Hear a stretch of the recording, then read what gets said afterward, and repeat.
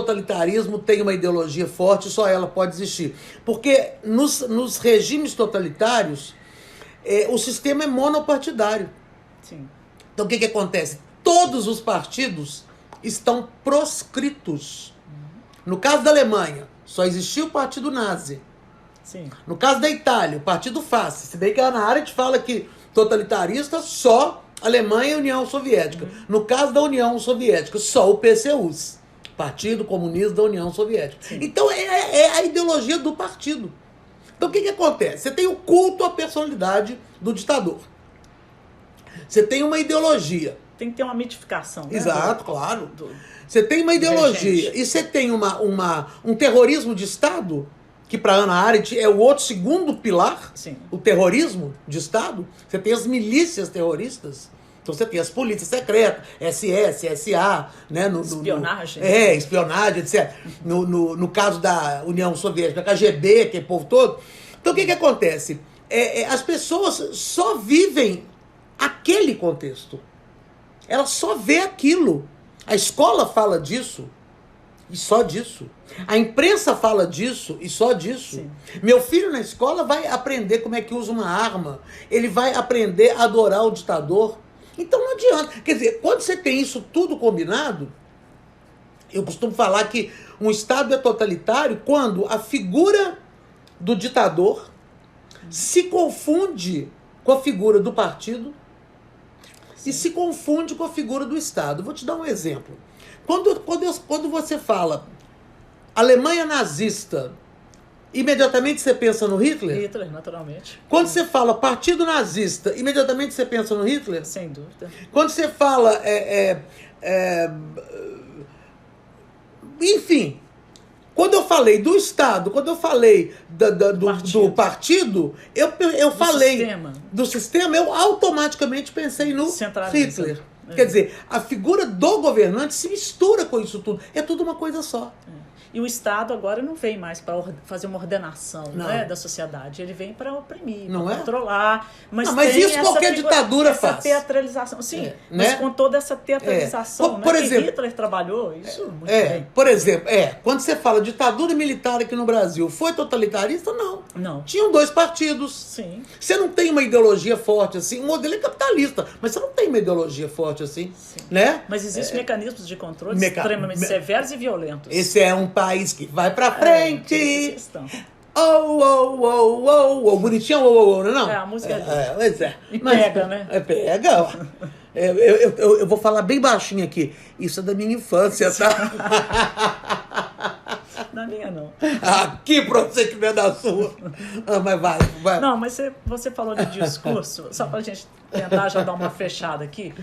E como meu foco de trabalho é principalmente a linguagem, vamos repensar aqui novamente 1984, que o Orwell trouxe para essa questão de, já como a tecnologia que era possível na época, e no caso a tela, o Big Brother, e havia também uma preocupação... Para quem não leu, gente, aqui, ó, George Orwell, sim, a Revolução dos Bichos, 1984. Os dois. Mas havia um plano de ação que se efetivou e deu muito certo, que foi o controle da linguagem. Não é? Tanto que foi criada uma nova língua, chamava Nova Língua, inclusive, e que muitas palavras que suscitassem exatamente a rememoração de um antigo Estado democrático, de liberdade, de experiências subjetivas mais amplas, isso tudo foi cortado. E a questão também, como você falou anteriormente, da imprensa, da mídia da época. Tanto que existe algo que é colossal, que é o Ministério da Verdade. Que, paradoxalmente, o personagem protagonista, o Winston, trabalhava no Ministério da Verdade, e ele era encarregado justamente de receber todo dia uma espécie de rolos assim, para reconstituir, filtrar e reconstituir as notícias publicadas anteriormente, tudo que contradizia alguma expectativa de ordenação social conforme o Estado ali, o grande irmão, julgava que fosse o correto, necessário naquele momento. Se não se cumpriu, ia lá e refazia tudo. Mudava a linguagem, mudava os fatos, mudava as datas. Hoje, por exemplo, ditadura, revolução, né?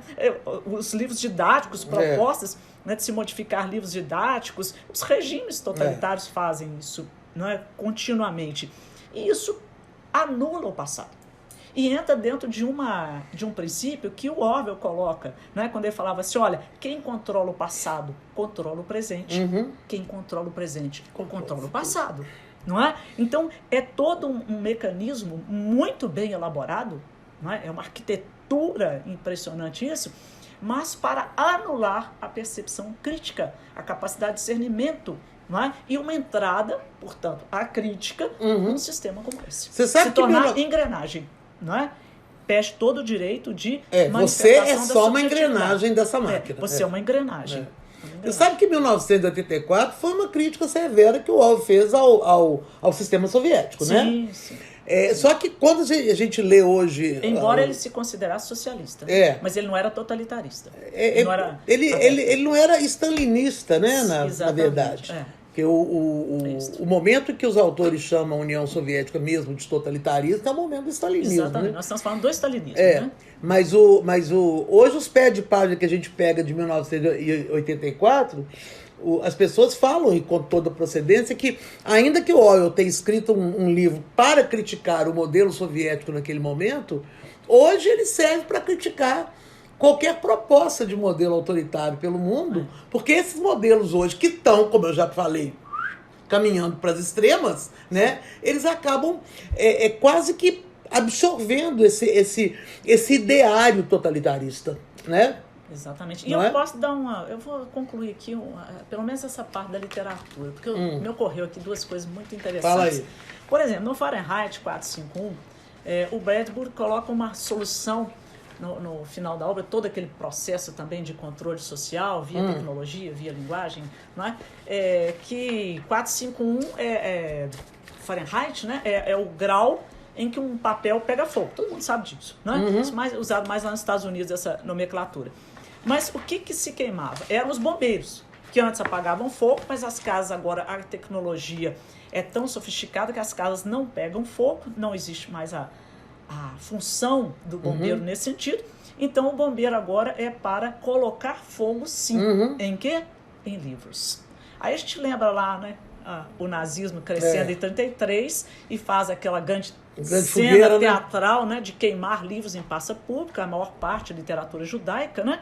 Mas veja bem, só que agora queima-se livros, não é? Os bombeiros, graças inclusive à denúncia de cidadãos, que um vigia o outro, ali tem o livro escondido, ali tem uma biblioteca escondida, eles entram, tem todo o aparato do Estado para entrar e colocar fogo em tudo. Só que o Montag, que é o protagonista, em algum momento, aí vem a questão, olha só a subjetividade, como fragiliza muito esses sistemas, né? Ele vai acabar se encantando por uma vizinha e ela participa de um grupo revolucionário, né, dentro daquele sistema, que são de leitores.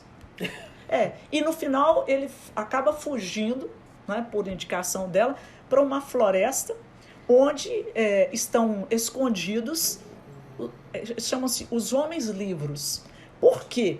Esses homens, cada um deles incorpora uma obra literária, um clássico. E eles falam de vários. Eram guerrilheiros, né? Só que eram guerrilheiros pelas ideias. Né? Aí vem a questão da literatura. Né? Todo mundo fica preocupado em taxar as editoras, né? Em fazer falir editores, em queimar livros em praça pública, censurar obras. Mas por quê? Porque realmente a literatura traz uma oportunidade. Né? Exatamente. A leitura de boa qualidade, ela traz engajamento, ela traz... Né? E a subjetividade? É o que eles mais temem, porque eles querem anular a subjetividade. Então, esses homens livres, eles são memórias desses livros. Eles também queimam os livros, porque se forem pegos, não tem prova material. Mas eles têm na sua memória a integralidade narrativa. E quando um vai ficando velhinho, passa por mais jovem. É interessantíssima a ideia. E voltando ainda, com essa questão do cerceamento da subjetividade, eu vou falar de uma última obra que me impressionou muito, é uma obra mais do que contemporânea, da Margaret Atwood, que é o Conto da Aia. Não é? Porque aí não é só também o cerceamento da subjetividade no sentido intelectual, mas principalmente, veja bem, das mulheres, do amor. Porque houve uma epidemia, as mulheres perderam a fertilidade, poucas agora são capazes de procriar, então essas são elas são acolhidas por uma sociedade totalitária de homens, uma sociedade inclusive regida por homens. As mulheres são apenas, volta aquela, como se as mulheres não têm alma, né?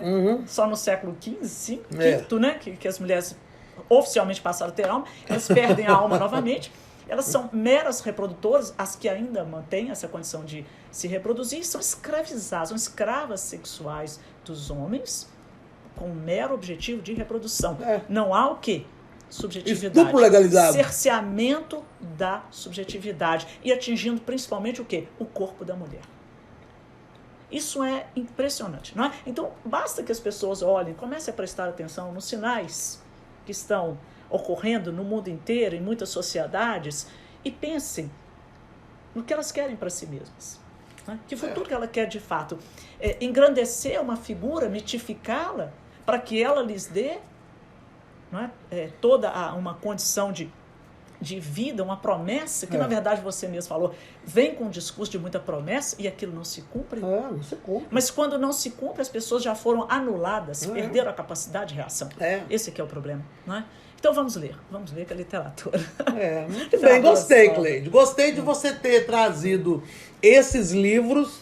Eu até não achei que você fosse trazer tanta coisa, não. Você tem um pouquinho de massa aqui. Eu achei que era só vento, mas não. Até que tem um bocadinho. Mas acho que ficou bacana essa relação entre essas obras distópicas e o totalitarismo. Eu acho que para concluir, eu só queria ler um trechinho para vocês, que eu citei tanto a Hannah Arendt o tempo todo, porque eu podia ter falado de totalitarismo trazendo uma série de autores. Porque tem autores que, inclusive, refutam alguns dos elementos que a Hannah Arendt usa e etc. Por exemplo, esse de que a União Soviética e a Alemanha tenham sido os dois únicos países com uma concepção totalitarista. Mas eu falei, como é uma discussão que vai para um vídeo, eu achei que se eu trouxesse muitos autores ia ficar uma coisa cansativa. Então eu peguei logo o Papa, né? A papisa, que é a Hannah Arendt, pronto. Mas ela tem um pedacinho do livro dela que ela é pequeno, tá, gente? Que ela fala assim, só para eu poder fechar. Totalitarismo é uma forma de domínio radicalmente nova, porque não se limita a destruir as capacidades políticas do homem, isolando-o em relação à vida pública, como fazem as velhas tiranias e os velhos despotismos. Mas tende a destruir os próprios grupos, olha, o que ela acabou de falar, tende a destruir os próprios grupos ou instituições que formam o tecido das relações privadas do homem, tornando-o estranho assim no mundo e privando-o de seu próprio eu. Neste sentido, o fim do